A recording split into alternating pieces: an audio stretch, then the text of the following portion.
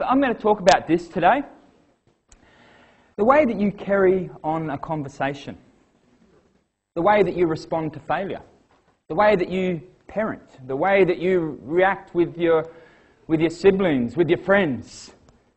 The way that you might respond to aggression. All these in part can be linked to some extent to your genetics, your genes, what you're born with, but also your experiences, the family you grew up in, the environment you're in. What I'm trying to talk about here is that both our genes and our experiences, they can shape our attitudes and our behaviours. Part of what I want to talk about today is this combination between genetics. I'm going to trip over this chair at some point. The combination between genetics and the environment. And I want to look at some of the key ideas that sit in this space. I'll reiterate a few things that you might have heard before. I'll zero down on a few other areas. But basically what I want you to come away with today is a sense of that it's not one or the other. It's a bit of a combination of both, and a little bit of an idea around what some of the research methods that sit in this space are, and how the environment and genes interact with each other, because they do very much interact.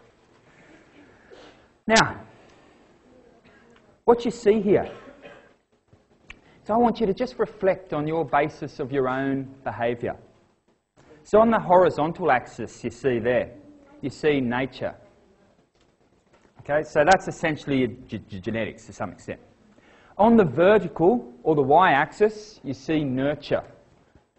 I want to ask you, where would you put the control in your life at? On which axis? Whereabouts would your behaviour, your actions, your attitudes, where would they sit in this dichotomous world of nature and nurture? If you were to lean heavily towards nurture, then you might resonate with this quote from Watson, who was one of the, I guess, the big players in behaviourism. So that's pretty much saying that I don't really care what you're born with.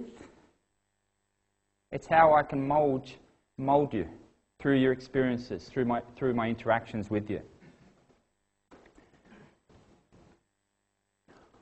Or, if you think you're a victim of your genes, that your genes are your destiny, then you're more towards that spot number 5. So the nurture piece, that's up around number 1 there. And you would resonate with that quote there. The 5 says, doesn't really matter what my environment is. I'm born with a set destiny, which is determined by my genetic code. And if you want to go the politically correct route, you'll probably choose 2, 3 or 4. So think about the different behaviours that you display.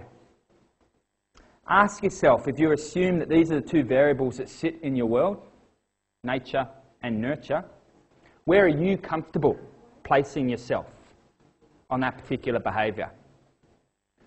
And what I wouldn't mind doing is just get a sense about where you might be comfortable placing yourself on that graph. So if I could just get you to take out your phone and just, you got it out already.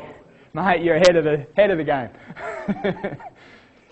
If I could just get you to go, so you can see there, you've got a response there, polev.com. If you can, I think all of you are on university Wi-Fi, so it won't cost you anything. But if I could get you to go to polev.com and then /Kel 101184. So I didn't change that from last semester. So it should be sitting in your browser history if you've got it there. But where do you sit?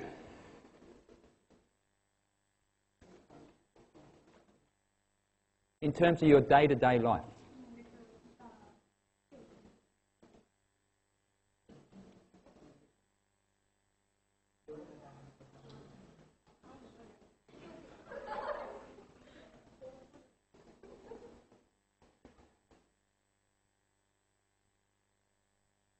So we're going the politically correct route, are we?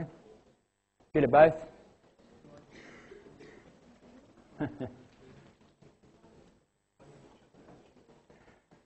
The reason why I'm asking you this is because there has been a long debate from the earliest philosophers all the way up to the present day about this nature-nurture argument. And it's good to get a sense of where you guys might sit. Now you might have some questions here. Hey, it depends what behaviour we're talking about. It depends what attitude we're talking about. And today I'll talk about how behavioural geneticists measure or get a sense of how much in a population is determined by a genetic variation and how much in a population is determined by environmental variation, known as a heritability coefficient. And by the end of today, you'll get a sense that it depends what we're looking at as well. Okay, so we're going the middle ground. Good to see.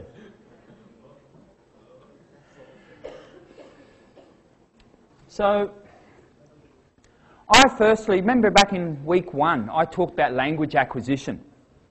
I talked about how children at 0 years of age don't come out with a lot of language. Then they start babbling a few sentences. By about 2, they might have about 100 words under their command. By about 5, they've got thousands of words. They're holding a conversation. So that's language acquisition. And when we look at the nature-nurture argument, there's two very much polarised thoughts that sit around this space. So, you've got Skinner. So I gave you a quote of Watson earlier. He was one of the pillars of behaviourism. Bernhard Skinner was the other pillar of behaviourism. And he was very much about, well, it's the environment. It's the environment that actually has an impact on our language. And through a process of reinforcement principles, we learn language. So, for example, when a child says milk, the mother will give milk or the father will give milk. And the child then learns through that meaning that milk means this. So they'll find the outcome rewarding. So there's a sense of operant conditioning going on. And hence, when they want milk next time, they'll say milk. That's a Skinner view. Then you've got Noam Chomsky. So in the cognitive revolution in the 50s, so there was this great debate that was sitting in the 50s. The cognitive revolution kicked off. Noam Chomsky, probably one of the leaders around the cognitive revolution, especially in relation to language acquisition, argued that, hey, it's not we can't learn all this language that we pick up, all the rules of grammar that we pick up by this process of reward and punishment. And he talked about the idea of a thing like a language acquisition device. And that's pretty much a spot in the brain that says, but I guess it houses grammar rules, for example. And so what Chomsky was arguing was that there's an innate capacity that sits in rules, in grammar. And you see this pan out when you see people in extremely deprived environments, and whether they've been closed to population, closed to in a dark room for 10 years. Can I just ask you guys, just if you're going to have a chat, either I don't mind if you have a chat, but have a chat out there, or somewhere where you're not bothering others. That's cool. Thank you. So, Chomsky was arguing an entirely different line of thought. Or you might want to take attachment. So, if you watch young children, that they're talking about enduring affection for a primary caregiver. Again, you've got Skinner. So you've got behaviourism. So again, They're saying, hey, I create an attachment with this person who is rewarding me with food. And therefore I become attached to this person. Again, operant or classical conditioning.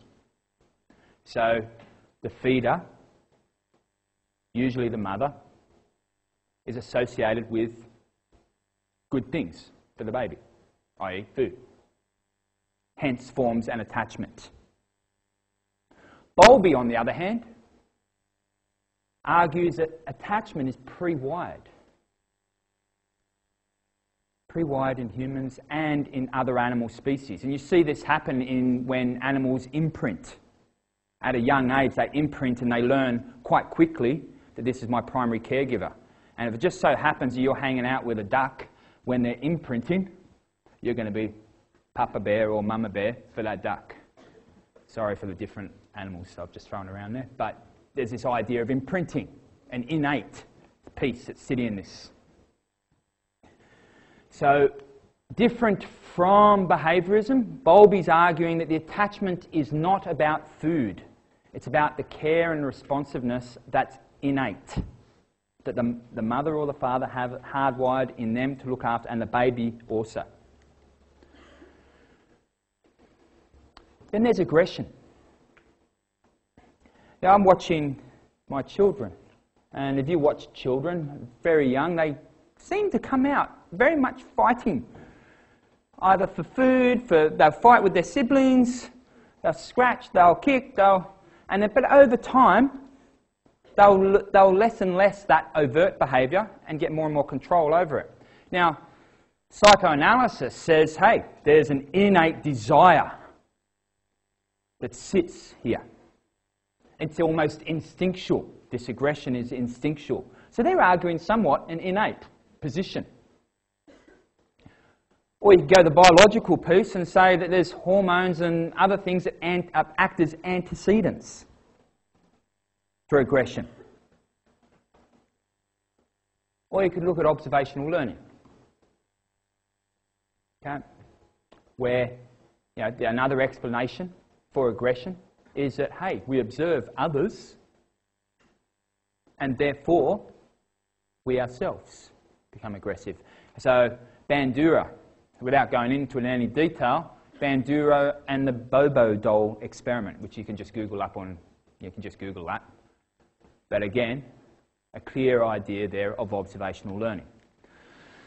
So when we talk about nature versus nurture, in essence, not too many people, as I got a sense from you guys as well, believe in these two very, very extreme views of nature or nurture.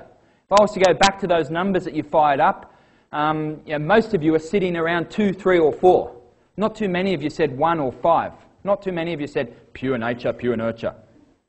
And it's pretty much the same reasoning that I guess the good thinkers or the best thinkers in the world around this space have also. It's not nature versus nurture, but rather nature via nurture.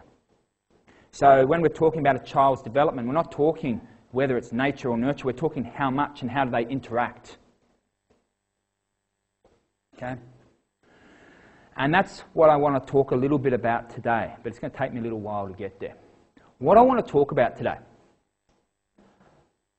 and I'm going to go quite quickly through this because I'm assuming many of you have already got basic biology and so forth. But if not, that's okay because it's not crucial. But I'm going to talk about heredity and genes.